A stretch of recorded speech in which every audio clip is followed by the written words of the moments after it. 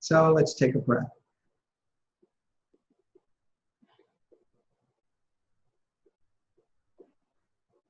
And we take another breath.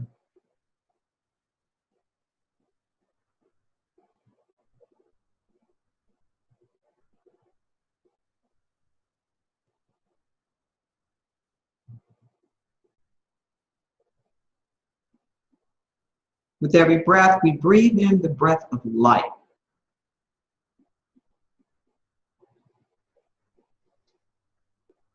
With every breath, we allow ourselves to become a little bit more present. We are alive, we are awake, we are available for such a time as this. How good it is to know, and to know that we know. To know that God is all that there is. To know that there really is only one life, one power, one presence, and it is never divided against itself. We're all living and breathing and having our being in it, and as it is expressing itself as us.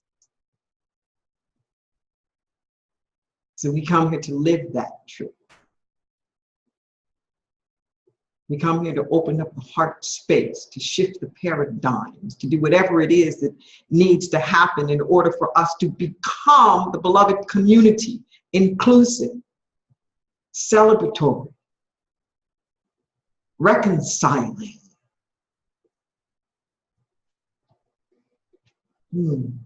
How good it is. So whatever it is that needs to be let go of, we let go. Whatever it is that needs to be embodied and embraced, we embrace. It is good. We bless this time together. For all the inspiration, for all the revelations. Thank you. Thank you, thank you, thank you. We just get out of the way. We allow it to be. And so it is. Yes. And so it is. Esperanza says there's no audio. I'm not sure why, because it had been working just fine with this set of equipment before.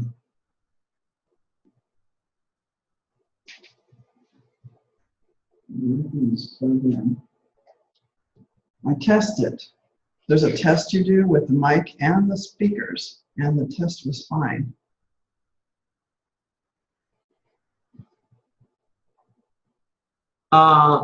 Is she on phone? Oh, she says now she can hear you. She says I can hear you. Maybe she changed anything. Okay, so Esperanza, are you on online or are you on the phone? I just cannot hear you. So it's coming and going.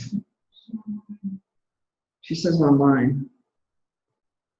So did she just hear me say that? Yeah. She can hear me. I'm lost. So Esperanza, do you hear me?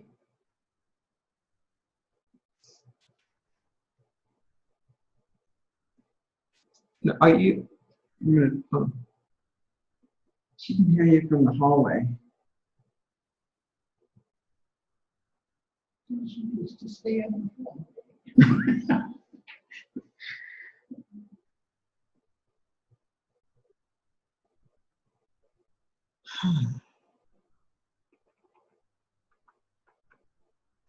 So there must be something. It must be like a setting, something or another. Is everything off mute?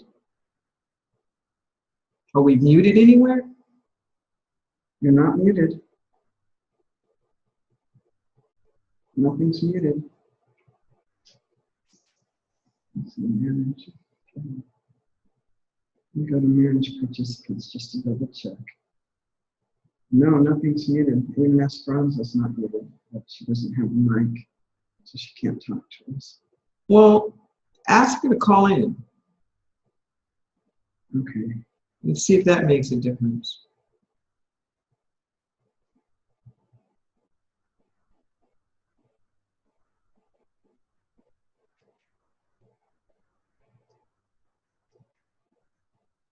don't know what's up. We're going to have to test this because Yes. I know there were a few people who were really trying. Esperanza and Rev and Barbara. Oh, last week. Yeah. Great. Yeah, they were all really trying to get on. We saw Barbara. That was the other one. Yeah, Rafe tried, but by the time he came on, we already knew there was a sound problem, so he didn't stay. You know. Okay. Well, if we cut off the recording, I think it cuts off for the whole meeting. We didn't need to record all this, but oh well. We can start. So, yeah. We can start over. And there's the prayer.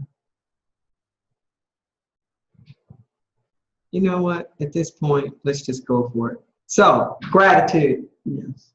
Gratitude's a good place to start.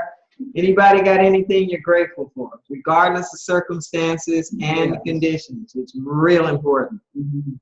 Real important to tap into that energy of gratitude. Oops. Maybe I'll do better just turning it. Yeah, I'm grateful that I finished my endoscopy yesterday, that I got through a week of little eating, a day of liquids only, agonizing about that drink you have to take, and it was no big deal. So I got through it all. It was kind of like a walk in the park. Nice nurses and doctors, and Good, I good, just good. have to wait for the results. Good. All right. Anybody else? Gratitude. Gotta I have a have, body thing. gotta have some gratitude. I have a body thing too. Hmm? I've been limping very badly for 2 months, and I've had 4 days limpless. Oh, really? Limpless. Very good. All right. Any other expressions of gratitude? I'm But glad to be alive. this is I'm glad good. to be alive today. I'm not done yet. Nope. I am not done yet. And I'm going to beat this thing. And I'm grateful for a lot. I have a wonderful support group. And I'm going to freaking beat this thing. All right. It's good. Was Esperanza able to call in? I don't see her. There's usually a phone number up here, so I don't see the phone number.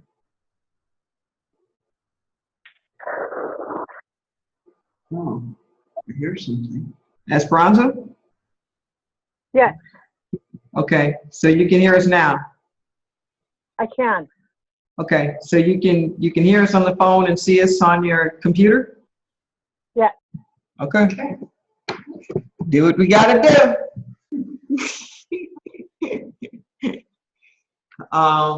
So if anybody else is having the same problem, now that we know that this works, Nick, Yes. now we know that this works, Yeah, tell them to do that. yeah, tell them to do the same thing. They don't have to, stay online, but go through the phone to get the audio. Mm-hmm. It's a little, but it works. All right. So last week we were talking about narrative, and we were talking about story, and we were talking about the power of story, and just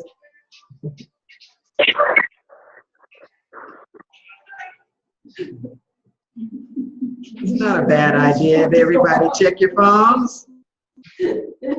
Not a bad idea at all. And we were talking about how important it is that we stay off the triangle. The triangle, the victim, villain, hero triangle. And I was trying desperately, or we were trying desperately to get a little children's show up as an example of what happens with this. And the idea being that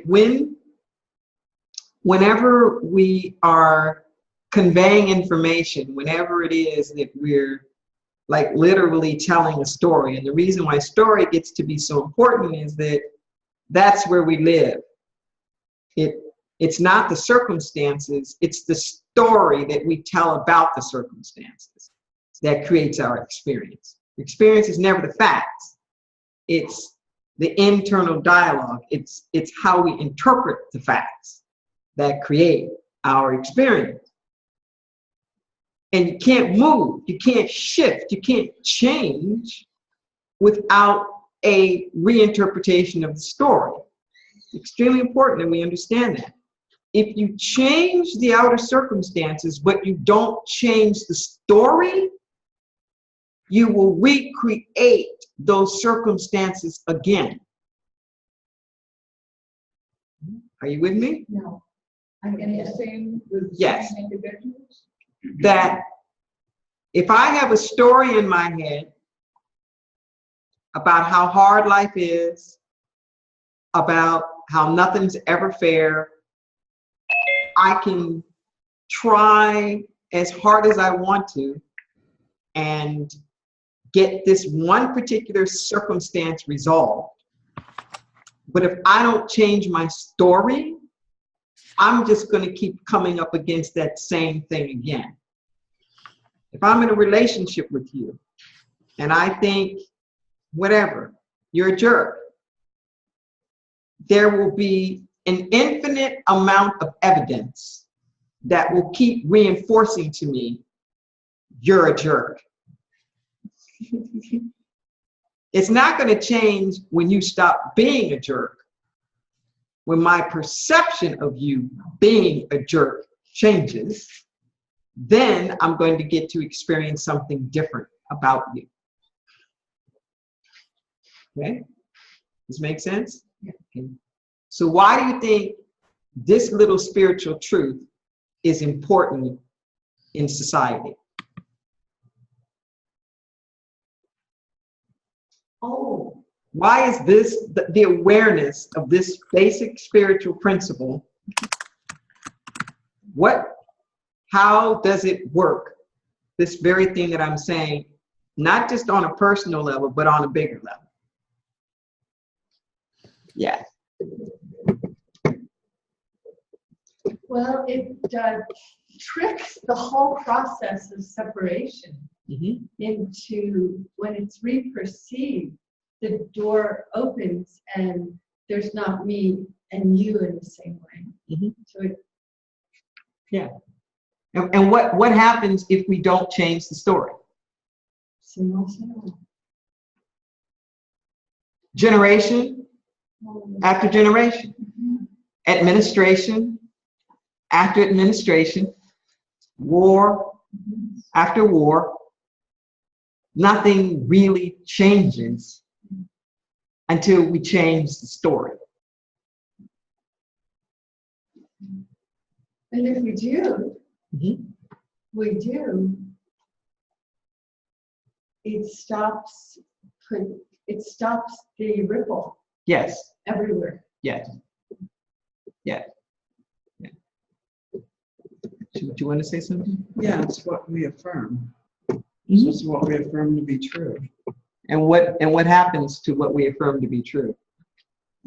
It becomes true. Our thoughts become our lives. Yes. Exactly. Everything is energy. Everything is energy. And we literally, sorry for this rough twisting thing here, everybody. Don't want to give you a seizure there. But whatever it is that we think about, we bring about. We manifest our consciousness. We manifest our word. The things that we declare, that's what happens. So what we do in society so often is we try to work on the outer world of effects. We try to change whatever. We try to change the cast of characters. Well, let's elect somebody else. Let's write a new bill. Let's write a new piece of legislation. Let's try this new program.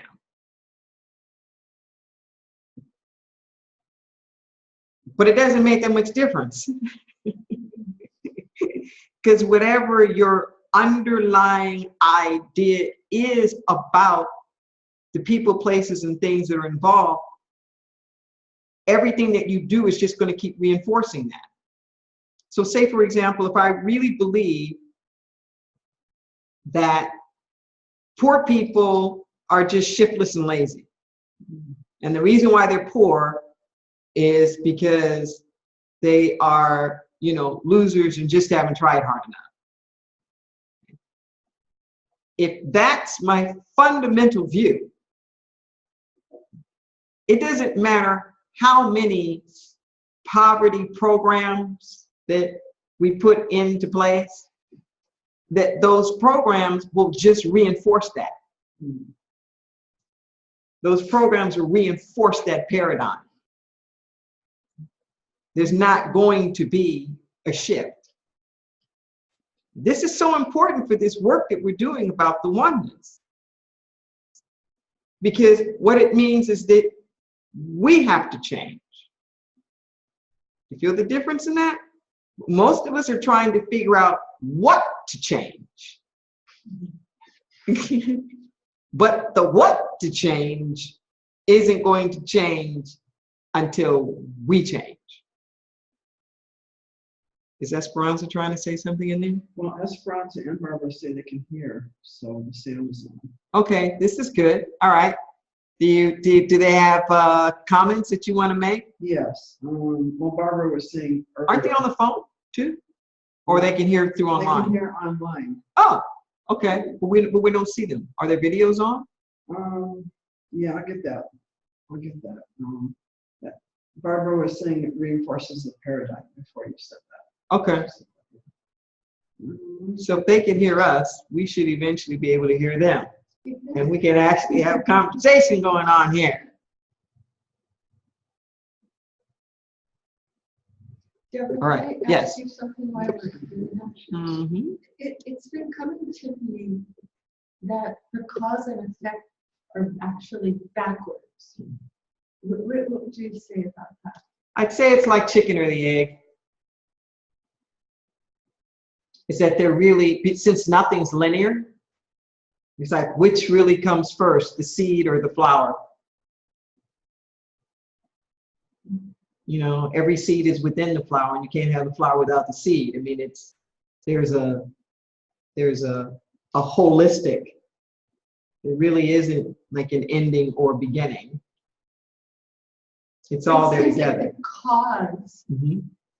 we think the cause is in the outer, Mm-hmm. in the projection, Yes. but the cause is coming from the construct, the cave within inside. Mm-hmm. So that part is what I meant, is like opposite, like the whole thing, that the outside is really reflecting the inside. Oh yeah. That's what I meant. The Oh yeah, cause and yeah, effect. yeah. Cause and effect. Cause and effect really means that for every effect there is an underlying cause, and unless you shift the underlying cause, you will keep creating the same effect. Okay. But here's where the rubber hits the road when we're talking about things from a socio-political standpoint, is what constitutes the cause. See, if you're on the triangle, then the quote-unquote cause is always some fault finding, somebody to blame, something that you know is wrong, and somebody's got to come in there and fix it. that's what we're working on now. That's what we're working on in society, is what is it that we see? What do we see? You know, do we see oneness? Do we see possibility? Do we see lack? Do we see, well, these people are taking over? You know, they're the cause. You know, and well, you know, we got to be afraid of this one, and you know, this group is causing us to be unstable, and they're breaking up the family and the home. These people are, you know, tearing down the government. They're, you know, it's like they're the cause. They're the reason. They're the blame. Yeah, and it's not that simple. We're all in this together. We're all in it together. And there's never an outer demonstration that is the cause. There's always something behind that. Just like in the physical body, you have symptoms. You have a runny nose, you have a fever, you have swelling in your joints or whatever. That's not the problem. That's the symptom. And just like with the body, you can't necessarily discern what the problem is just by looking at the symptom. And we miss this all the time in Western medicine. We just miss it because we don't understand meridians. We don't understand pathways. We don't understand, you know, I'm not saying exactly this, but we don't understand that. Yeah, like my foot reflexologist was just sharing with me a couple of days ago. I kept banging my toe. And this, for the first, it's like it's swollen. This particular toe is swollen. But she was telling me like the meridians and things that each toe is connected to. And it's like, oh yeah, of course. You know, you may be experiencing the symptom as a rash on your face, but maybe the issue is something with your spleen. And we just go around trying to fix the rash on the face and never dealing with the spleen, never dealing with the larger issues. And that's how we do society. Is we're always trying to fix things right at the level of the symptom and want to blame that. But just as with the body temple, it's more holistic than that, so it is in society. You can't just separate out one piece and say, oh, it's this. This is the problem. Because everything is all interconnected. And when something is out of balance one place, it causes imbalance in the other places. But we want to act like in society that I can be okay and you're not. That somehow or another, my group, my race, my nation, or whatever, we can be just fine. Like the foot saying, oh, I can be just fine. No matter what's happening to the heart and the liver, I'm fine. Like that cartoon that sketch I was saying about the boat, where you got the boat and the boat is tilted and it's the front part of it is sinking underwater, and we have people down there who are bailing it out, and you can see in the cartoon there's a hole there, and the people at the top of the boat are looking down at the ones bailing the water, and they say, so glad that the hole's not on our side of the boat.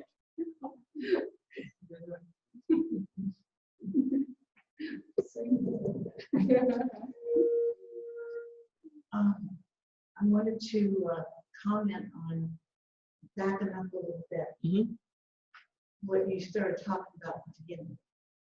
And it just I just flashed on perception and agreement. So let's say we see that wall there, and we agree, because we perceive that wall is painted, whatever it is, yellow or whatever that color is. We all agree that's what color it is. But we haven't looked around the corner yet. So I'm going to stand up there and I'm going to pronounce that wall is definitely yellow. Everybody agree? Yeah, everybody agrees. Because that's how we perceive it. And I'm thinking, you know, that this is much bigger than that wall. We see the world the way we see it, and we all agree, well, yeah, that's the way it is. In the meantime, what we haven't noticed is maybe the people that we're pointing the fingers at, maybe they changed. Maybe they had a revelation or a huge aha moment and said, oh my God, you know, I really don't feel this way anymore. But we don't get to see that. We've already agreed that that person or that situation is the way it is because that's how it was last year. And we all agree. So it's agreement and perception, and and with those things we hold it in place. And we don't give the rest of the world a chance to change. Because that's how we see it, and damn it, that's how it is. Yes. You're absolutely correct. Because we have a vested interest in maintaining the opinion that we see. And what you're really talking about is forgiveness. That's what? Forgiveness. I didn't know that's what I was talking about. I know you didn't. So that's why I want to name it. How come to that? The ability to say that people can change.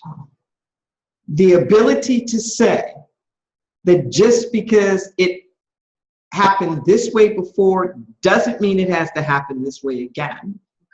That willingness to give the benefit of the doubt, to even imagine the possibility of seeing through new eyes, the willingness not to have attachment to what has happened in the past, and not project that into the future, and not hold people restricted by just that. This is forgiveness. I get it. This is the stuff of forgiveness. But forgiveness means, I really want you to catch this, I have to change my mind. Forgiveness means I have to change my mind. Most of us are thinking, I can't do the forgiveness until I see you change. Right. When you change, then I can forgive. No. Forgiveness is me changing. Because when I don't forgive, you stop being a whole person. When I don't forgive, you become a caricature. You are a stand-in for some action or activity, some circumstance, some condition. I can't even see you anymore. When I see you, I just see this other thing. In psychology, they call it coupling. I have coupled these two things, you and this whatever.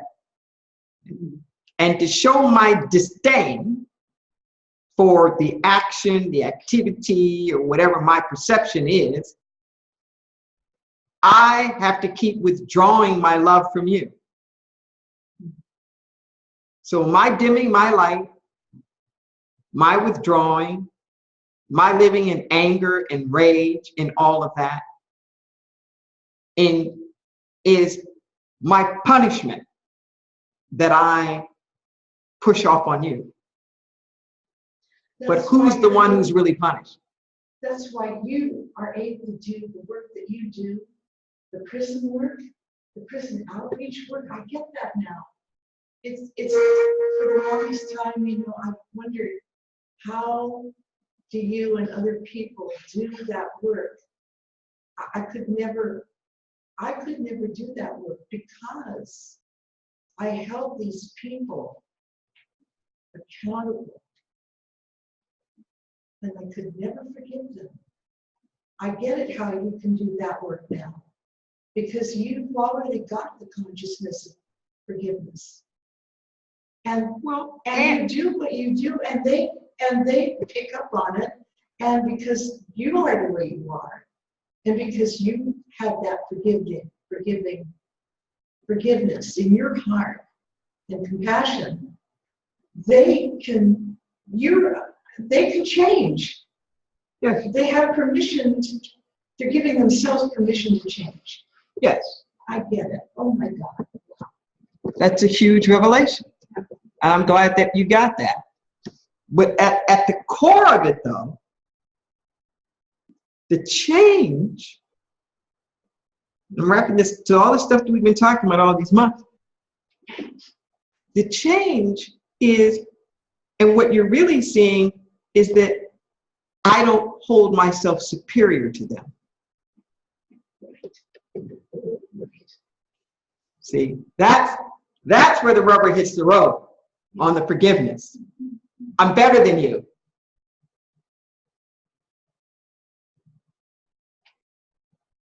Anytime we're standing in a lack of forgiveness, that's what we're saying. You're not as good as I am. I'm better than you. It's supremacy. It's superiority. You hear me say over and over and over again, this is our problem. Our problem is supremacy. We can't get to the oneness because we think we're better. There's some reason why you're not as worthy. Whatever, you're not as trustworthy, you're not as smart, you're not as creative, you're not as rich, you're not as ingenious, you're not, whatever. And used people did this and used people did that, so you have forfeited now. You have forfeited your divine inheritance. You squandered it, you've done this, you've done that, you messed it up for you, and now you've messed it up for everybody else, whatever that story is. But it's I'm too good to associate with you. I'm better than you. I'm too good. Where when I know in truth, particularly when I look at the prison system, that stuff is rigged. When you look at who's in there and why, it is not a representative sampling of quote unquote crime. There are certain people who go to prison and there are certain people who don't. And it has got nothing to do with who's committed, quote unquote, the best or the worst crimes. It has got nothing to do with that whatsoever, as we have been talking about and discovering here. Nothing. Why are African Americans, who are 0.008%, an eighth of 1,000% of the entire world's population, 12.5% of the world's incarcerated?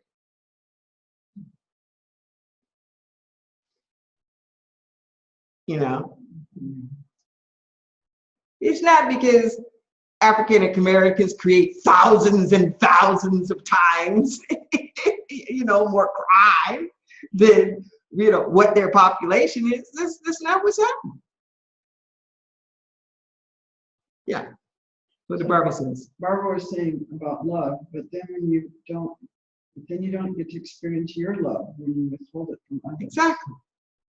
And then she's saying about comparison. She said, it seems like when we compare ourselves to someone else, judgment leads to someone being better than. Being in oneness and unity with compassion is the antidote to judgment and separation. Exactly.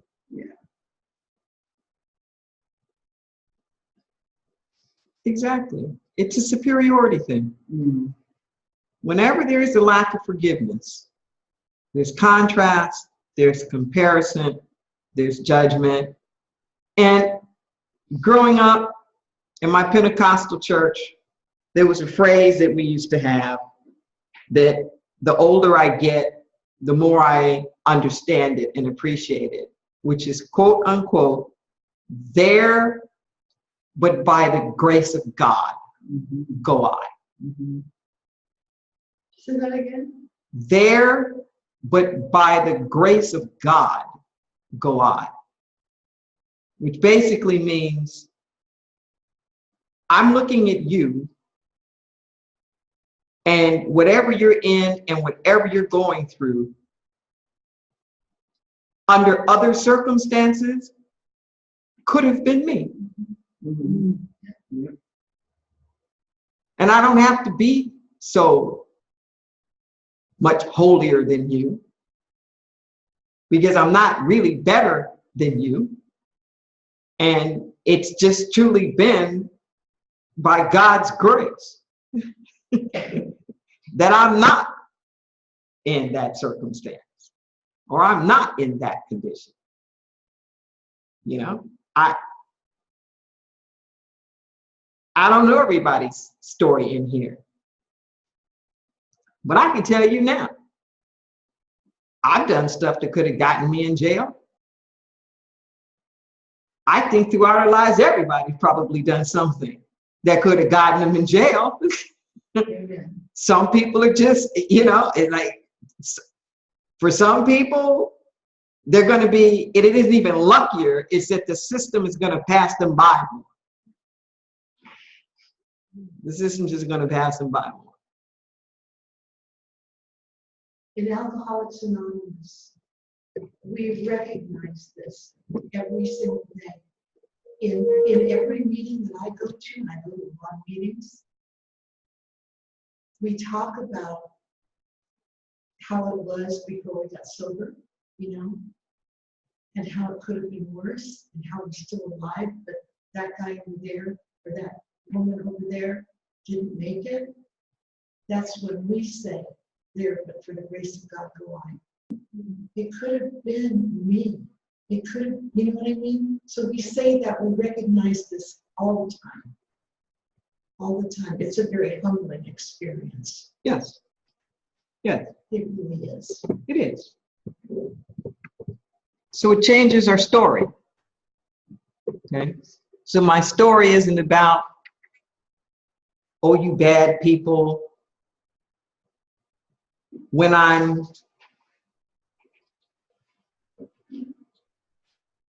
really looking through the eyes of oneness, I have compassion.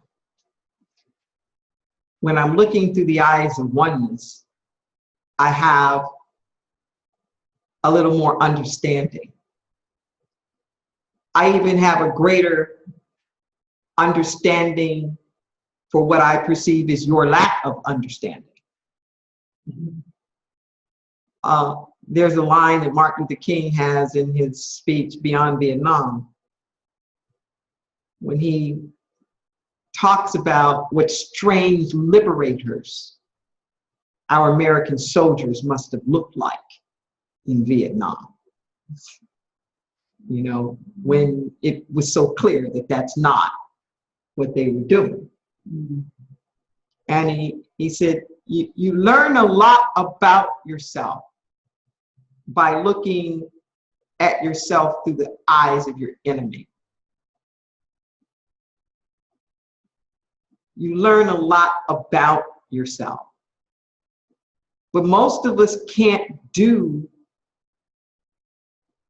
a deep enough self-reflection because we're unwilling to see something else. We're unwilling to see something else. And this is particularly true of us as a nation. We are wearing the hell out that victim, villain, hero triangle. Particularly our absolute insistence that we are the hero. No matter what, we are always the hero. We can never do anything wrong. You know, we are infallible. To admit any kind of mistake would be, I don't know, some sign of like weakness or something. So you can't grow. How can you grow if you never make a mistake? It's like if you never make a mistake, you can never learn. How can you mature if you were completely right and fulfilled to begin with? This, it's like, really? Really? And the more you stay on that hero spot, the easier it is to point the finger. The easier it is to blame someone else. And then we do this little thing called projection. Anybody know what projection is? Yeah.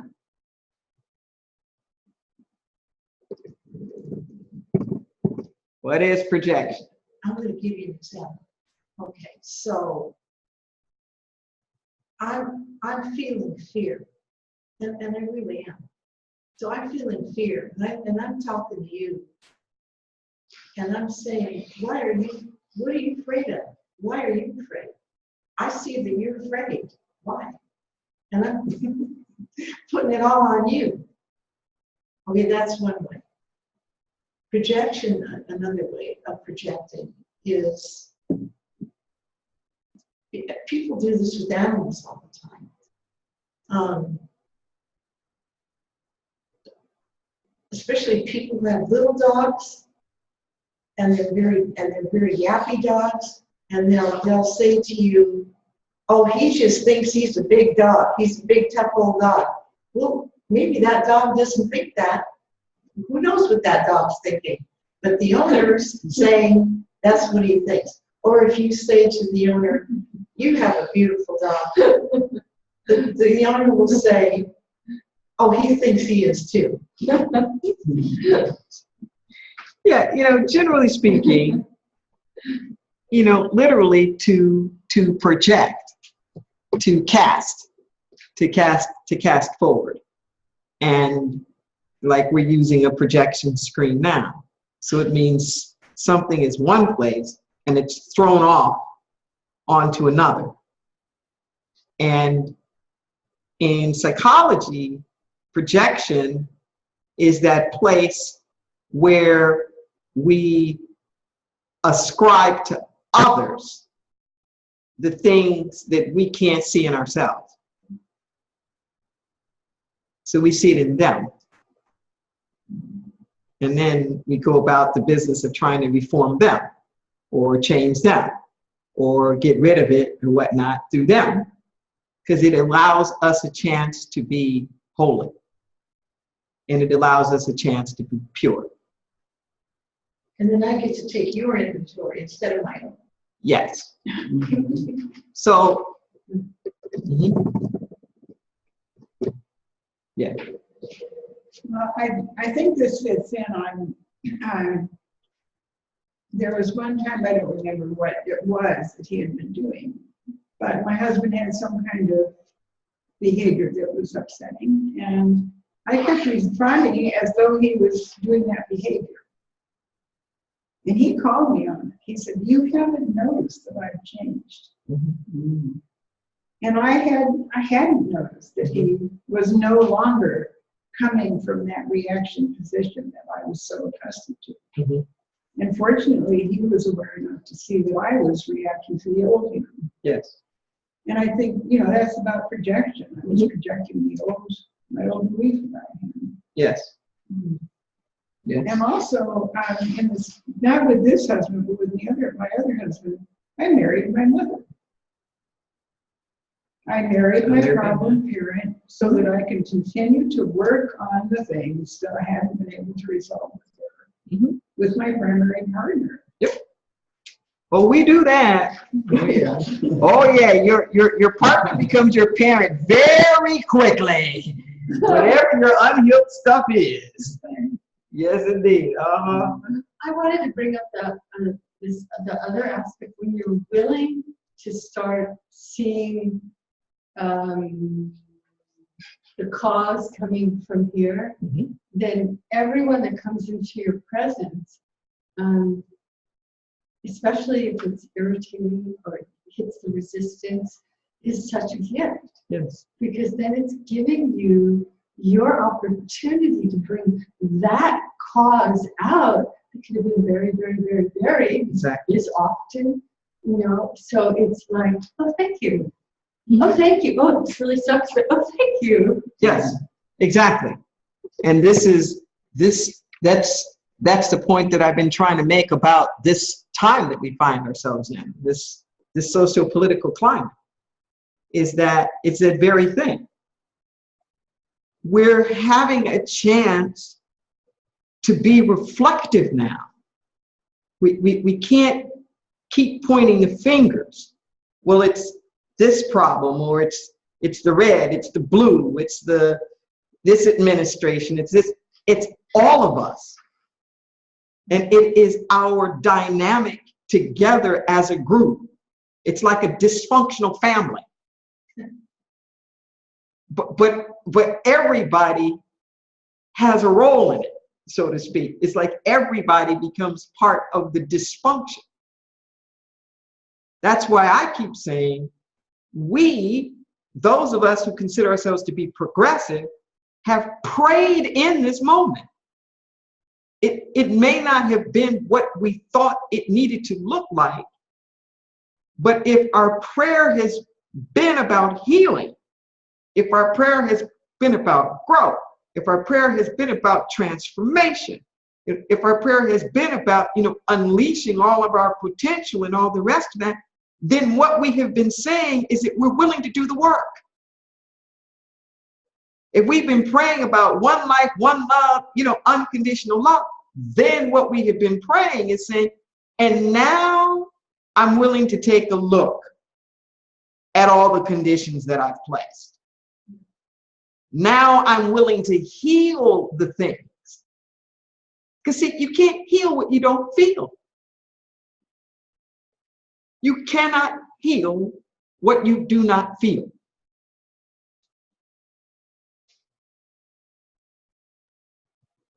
Can't do it. So this karmic thing that keeps situations coming back and over again, marrying your partner. I thought that you do it once and you're over. But no, I married my dad twice and my mom once. And it's like, how did I get that again? I thought I did him. It's like, whoop, I guess I wasn't. It's like, I guess I wasn't done. And all of this stuff that's up here now, it's us. It's what? It's us. It's all of us. And we can't heal until we are willing to accept responsibility for it all. It doesn't mean we're to blame, but if I keep using this analogy of the dysfunctional family, that we can't just, they call it the identified patient, the scapegoat, the one that you say it's like it's them, or like it's their fault. But as long as it's them or their fault, your family can't get the healing. Until you look and say, what's going on with us? What is it about all the ways in which we've been doing things that is helping to make this manifest? Because there are ways that we are all explicitly or implicitly part of the problem. I love in my spirit letters where it says that we'll complain and say, well, I didn't create that. I wasn't even thinking about that. How could I create that? And the spirit voice says, that's how you're part of the problem. Because you haven't linked your consciousness to a new vision. You've just been letting that fester over there and not giving it your love, not giving it your attention. Just allowing then the status quo to just continue on, whatever it was, because that situation and circumstance hasn't been getting the joy of your blessing, of your energy. Rev Deborah, I have a question about something I've heard you say many times. You become what you don't forgive. Yep, baby. Now, well, there's no exception to that? Absolutely none. Not a one.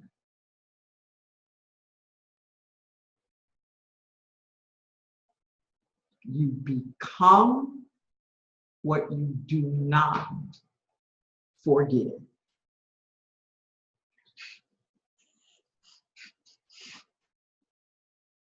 Is there anybody who can come up with an example of where they can hold on to something righteously and never forgive it, and somehow or another not exemplify the very energy of that?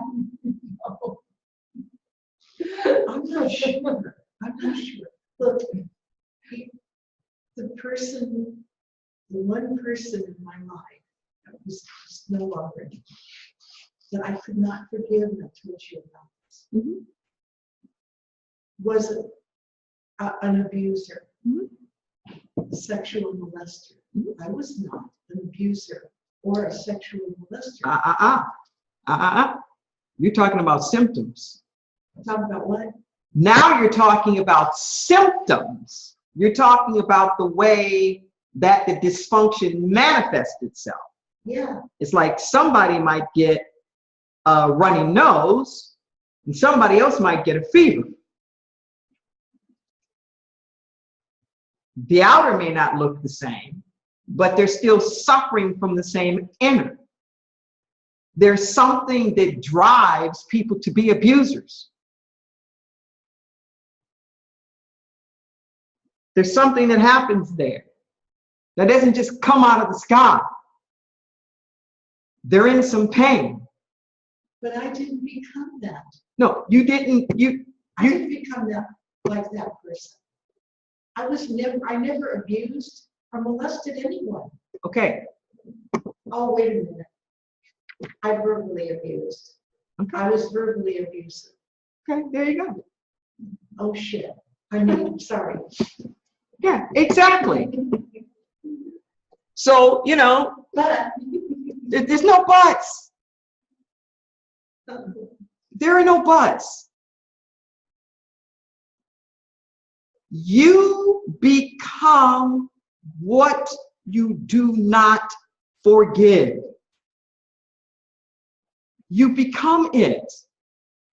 In your staying on the triangle, making them a villain, and you trying to be the hero, then you start being as rigid, as narrow-minded, as judgmental, as whatever that fundamental stuff is that you think they are. That's how you become. You become what you don't forget. And it's the damnedest irony with that. You mentioned child abuse, for example. How the abused child so often will become an abuser. But I didn't. No, you didn't. You didn't manifest it that way.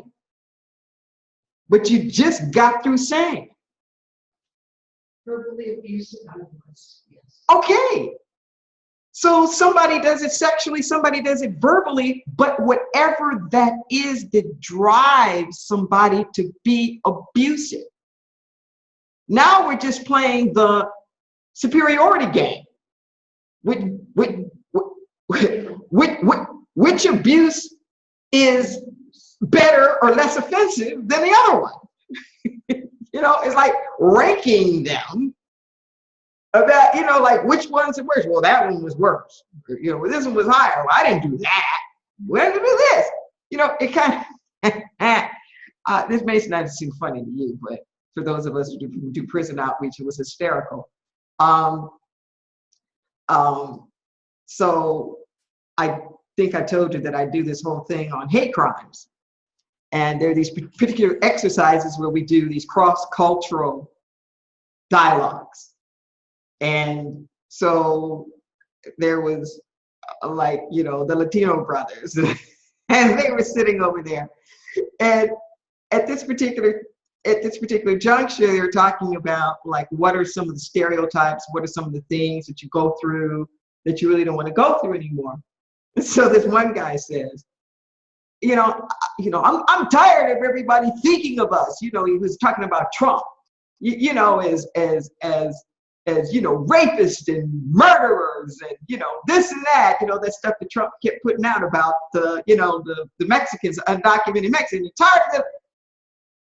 And then he goes, well, I'm not a rapist.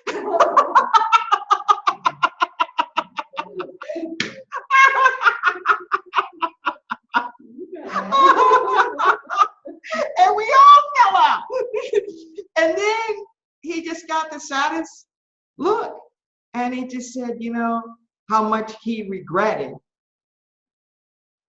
being a part of where some of those stereotypes were coming from. But it was that thing. And I watched it there. It's like, who's better than who? There's this hierarchy. You can murder, but don't be a rapist. You can be a rapist, but don't be a child molester. There's like all of these different layers where people's lives are in jeopardy in prison. My first prison work, or I guess I should say within the system, actually wasn't inside a prison. Leah Simone's mom, Mary, had a contract with the state to do anger management, and she was a psychologist, anger management, and to work with convicted child molesters. And her office was there behind High Court. And she asked me one day, would I go and help her? She called them her guides. She said they have a hard time forgiving themselves. And would I help them?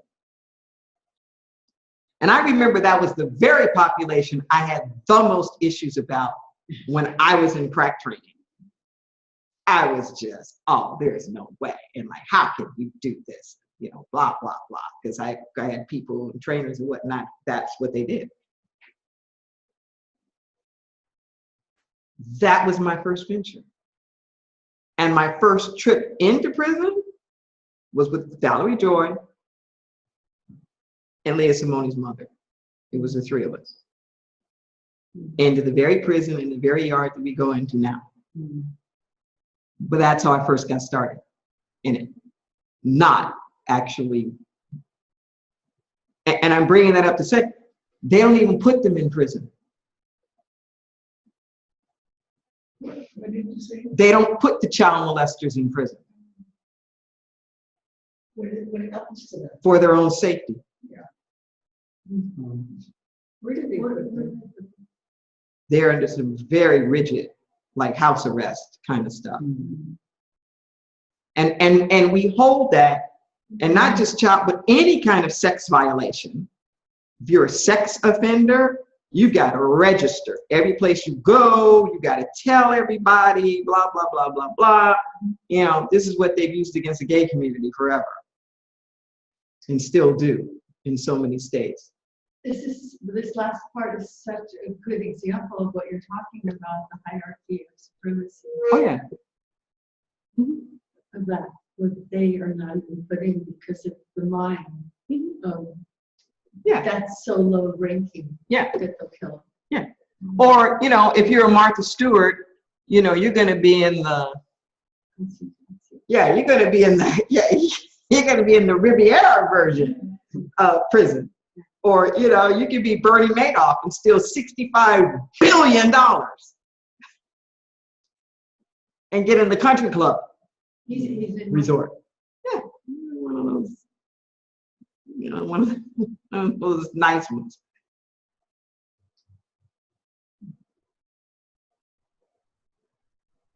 Bottom line, if we want oneness, we have to be willing to shift. If we want oneness, we got to get up off of it, of thinking that we're better, or coming up with all these reasons why we can't forgive. If we want oneness, you either want it or you don't. And I find that most people actually don't. They say they do, but they're unwilling to level the playing field. They're actually unwilling to put themselves on the same level with everybody else. They're unwilling. Or like you said before, be willing to be willing to be willing to be willing, right? You got to start somewhere. Well, all right. You know? That's where I'm at, willing to be willing to Yeah. be, I'm there, but not there. So before I take the final questions, I'm going to share this little story. I shared it from the pulpit once or twice because it was just so hysterical to me. It's an All in the Family episode, right? And I sometimes watch old sitcoms just for the heck of it. And I find as the years go by, the Norman Lear stuff was just so brilliant back in its day when you look at it now and the issues that they tackle. So in this scene, Archie Bunker is really upset with this friend of his wife's. I can't think of her name now. I just call her Sally. And Sally is a staunch feminist, and Archie's upset because his wife Edith keeps hanging out with Sally.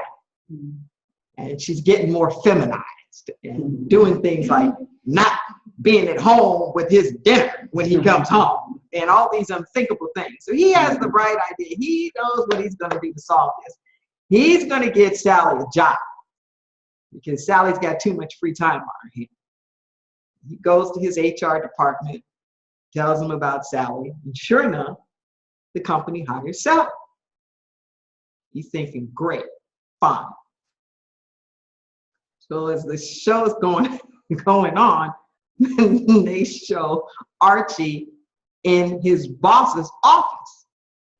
And his boss is all upset and asking Archie if he knows, like, can you give me some inside scoop about what's going on here? Not thinking that Archie is the guilty party. But it turns out that Sally is an experienced forklift operator. And she's on the dock with Archie. And the boss says, we finally have, like a really qualified woman, and somebody around here is trying to run her out. And it's like not being nice and all the rest of that kind of stuff, making it hard for her. And he's asking Archie, of course it's Archie, do you know what? And he's like, nah, I don't know what they away. So Archie is so upset about this. And the boss is like, are you kidding? And it's like, and she's like the perfect affirmative action dream, the kind of thing. And like somebody's trying to get rid of her. Archie comes home and he's all mad. And Rob Reiner is there, his son, and he calls him Meathead. And he's like, all of this equality stuff is funny. It's just not fair. All this equality stuff, it's just not fair. Rob's like, what are you talking about? What are you talking about? He says, a man works hard all of his life trying to get ahead just to wind up equal. It's just not fair.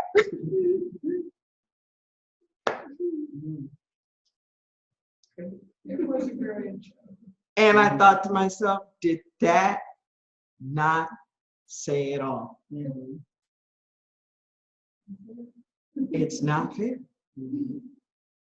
that all of us be equal. It's not fair. And how much that is ingrained. So I am going to tell another story, sorry, because it's too juicy of a teaching point now. I know I've shared this from the pulpit before too. Where I grew up in Los Angeles, it was an area in town that was pretty interracial. And there was a large Japanese population, Japanese American population that was there. And all of the Japanese kids were automatically put in all of the advanced placement classes and all of like the best classes, best teachers, just because they were Japanese. And there were only a few Black students. And even at the time where I was a senior, when it was about 75% Black and 25% Japanese, and I maybe had 6 white people in my class of 1,000. That's how much shift had happened. It used to be a third of us. There was this routine that would happen. So there were 6, and all girls, 6 Black girls out of 1,000 class is in the class with all the Japanese kids, getting the best classes, right? So there was this routine, and they would do it, they started it in junior high, and it would be the same thing. Every class, every semester, they did the same drill. They would negotiate with the professors or with the instructors. These 3 things. 1, no bell curve. 2, grade straight percentage. 3, anybody that earns an A gets an A. Those 3 things. What's number 1? No bell curve. I don't know what that means. The bell curve? The bell curve is where you are assuming, if you think of like a shape of a bell curve, that at the lower levels, there's going to be fewer people or fewer whatever on the ends, and the bulk concentration is going to be in the middle. So we have this idea that most events happen on this kind of bell curve thing, where there are going to be clusters in the middle and fewer on the outers. So how this would work in our grading system is an assumption that the bulk of people will be average, that there will be a few people who will excel, a few people who will fail, but most people are just going to be kind of in the middle. That's that idea of like a bell curve. So what would happen with that, if you did a bell curve, and the significance of that, because if you don't understand bell curve, you won't get what they're doing here. Straight percentage. Okay. That means if you got 90%, you got 92, 93, 94, 95, whatever that is that you got. Because they knew that at the end of the day, there was never going to be more than 10 points between us. Nobody was probably going to get a 90. Maybe 92, 93 at the least, on anything. So if you did a bell curve, that would mean somebody would fail at 92. Because you would take all those grades, yes, and you would rank them such that, yeah, you'd spread it out. No bell curve, straight percentage, and anybody who gets an A earns an A. Can you guess which was the hardest to get out of those? Can you say Anybody want to guess?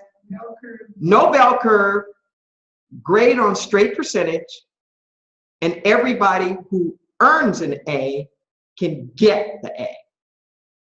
I see the gets an A. Bell Everybody curve. gets an A. That's it. Really? Say it again.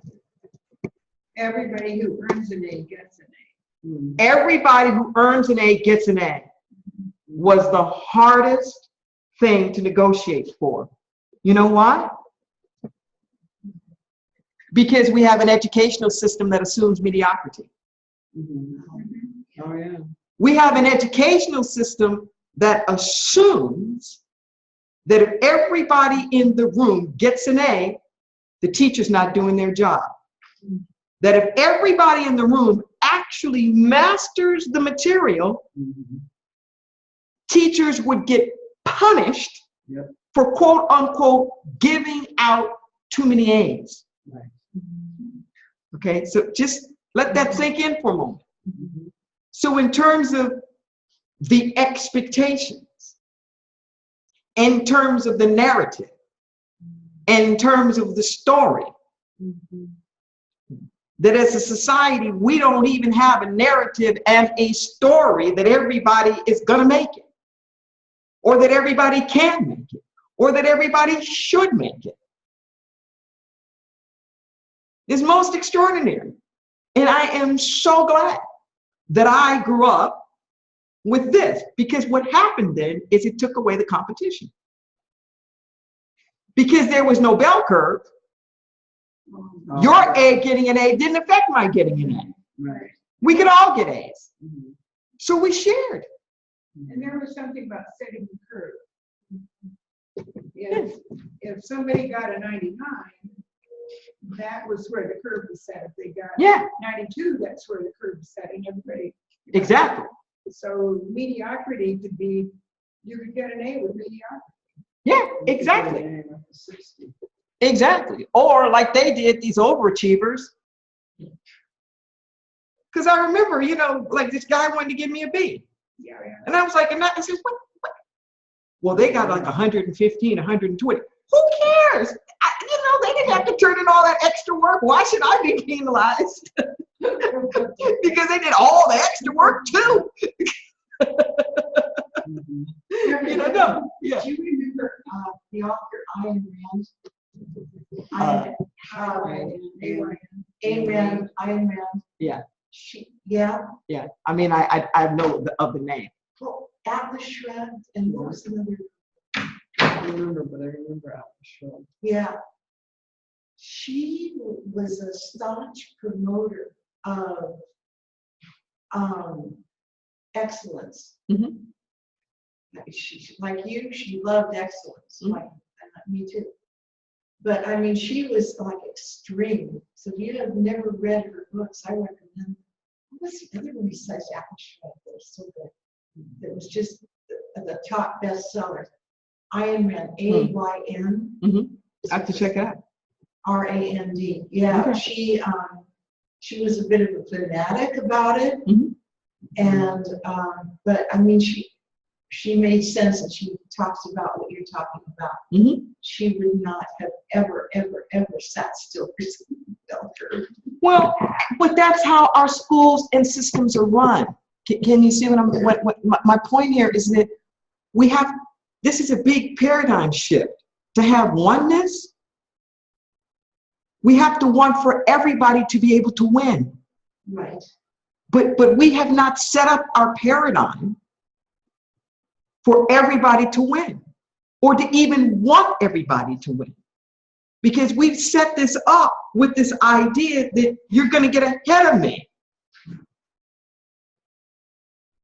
Well, I got to be ahead of you in some kind of way, or I'm going to be lesser off. Right. No, she wanted that. See? She wanted everybody to win, and she wanted everybody to be able to appreciate excellence and to, you know what I mean? Not to settle for mediocrity. Yes. But she was not in oneness. She, no, Yeah. she was not in, she was very much a separatist. Well, it's possible, and do we want it? Huh? See, do we want the oneness? Okay, do we want it?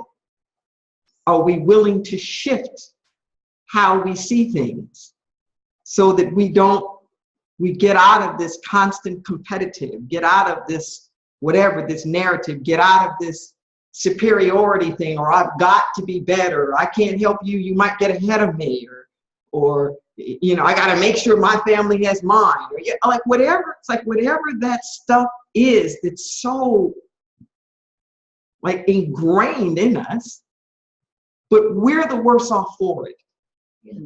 We're the worse off for it.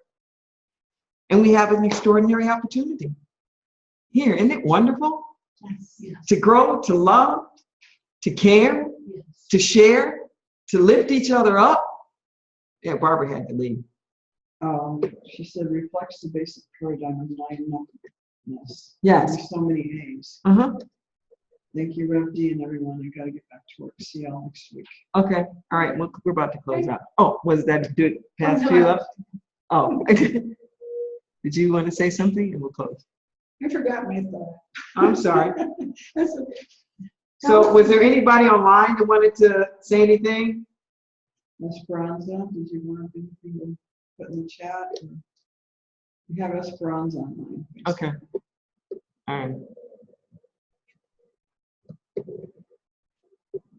This is wonderful that we can be free. Isn't it wonderful Yes. that we can make choices? Isn't it wonderful that we can forgive and break the patterns? Isn't it great? You know? That's why I'm here, to learn this. Yes. And it's why I'm here to heal. Very good. And Whatever stuff that you call the old stuff, yes. you're absolutely right. I didn't realize it until you told me that. But it's all old stuff that's coming up, that needs to be healed, Yes. and even more that needs to be excised. Yes. Yes. You're right. Yes. And That's why that, I'm here. and I applaud you on it. So we can all get out of the projection. No, it's not me, it's them. I'm not the bad, they're the bad one. They're the problem. I'm good.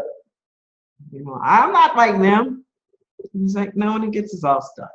I remember my thought. Okay. Back at the time of back page versus was it Davis, it was affirmative action. Mm-hmm. My son was in junior high school, and the lifeguard at the officers' club pool had been passed over, and it had to do with affirmative action. Students that didn't have his grade point average, his SAT, had been accepted, and his mother was furious, and he was furious. It wasn't fair, it wasn't fair. And I remember thinking how skewed the system was. I had seen it other ways. And not going that far, but wondering, I wonder how I would feel if my son Tom, who was very bright, had been the lifeguard. You know, just wondering, would I be able to be that willing to let Black students ahead of my son when they hadn't performed to the degree he had? I think I would have, but. Well, you know, those are all very interesting sort of arguments and debates, and it always amazes me in that what people focus on,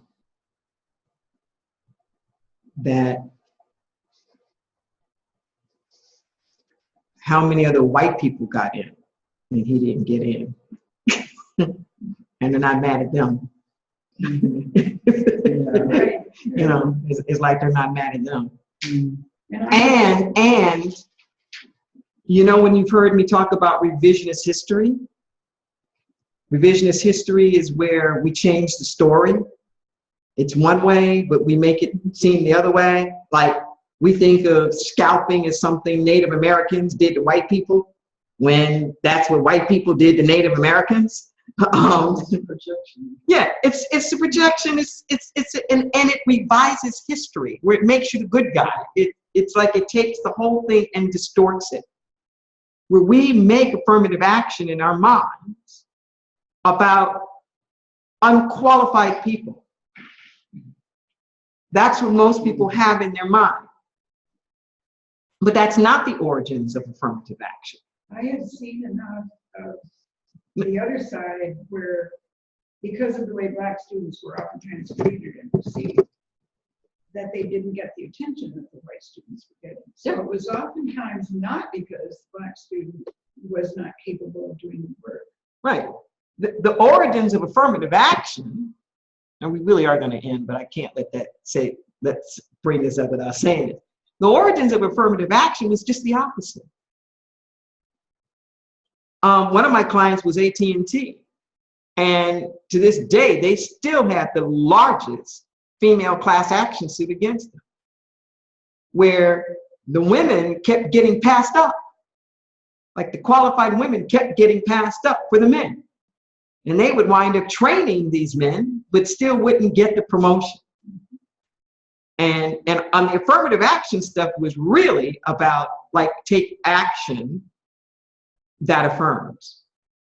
So on the one hand, it was looking at that, how have the people who've been here all along been treated fairly? And if they're not there at all, why not? You know, like, what's been going on there? Mm-hmm. And there's this irony about the Bakke decision, because literally, I remember I was looking at the TV when the Bakke decision was coming down. And I was opening up simultaneously my acceptance into Procter & Gamble's sales management program and my acceptance in the UCLA's Graduate School of Business simultaneously, same day, right? And I went to discuss it with UCLA. And what they said was, go on and do Procter & Gamble. We'll hold your acceptance for 3 years. But we really think that kind of management experience from them, you know, would be good for you. However, they were honest about it, that if I didn't do it then, I'd have to reapply. And they weren't really sure that I was going to get in or not, because, or what was going to happen, because in this class, they had their quota of Black people. I was like, excuse me? Really? Excuse me? Wow. It was a class of 300, and they had 13 Black students. 13. Because they had to. Well, no, I said, I didn't apply as a Black student. I didn't apply as a Black student. Like, whoa, what do you mean? Wow. Right. So I'm saying is that was cutting on the other end. It was, I don't know how the hell they got to 13, or like how they got to be the quota out of everything, but it was like 13 Black people. That was a quota for Black. So they probably had like so much of a quota for non-whites, and that was that slice. Yeah, that was that slice. And that was like, no, we got our quota. And I was furious. I was like, excuse me? You already have? So what did you do? What did you end up doing? I did the 3 years. You did what? I did the 3 years. Actually, I didn't stay with Procter. Mm-hmm. No, but I did get into real estate. So that when I went back in, I went into their real estate program, their urban land economics. Actually, I did a joint, urban land economics and real estate finance, but I had gotten into real estate. I had gotten into, actually into residential. But then I got to the big projects. But in that interim, I realized I like sales, but I didn't like consumer products. Reverend Deborah, I have a question. Yeah. I've been dying to ask you this forever. I got to ask you this now. When did you when did you first become an activist, a social activist? Out the womb. Okay. And when, I mean, Out the womb. I mean, I was student body president in elementary school. You were what? I was student body president in elementary school they had one. and junior high and high school. I mean, yeah, I was president of the student council in elementary school. Oh, yeah. No, I remember my council. No, it's very integrated. Japanese and Mexican and white and the whole bit. Yeah, no. I've always been an activist. It's my calling. It's like saying to an artist, you know, when were you first an artist? It's what I am. Yeah. So, Esperanza's mic'd. We're about to close out. Is there anything you want to say before we do? You have to unmute yourself. Unmute yourself. You have to unmute yourself.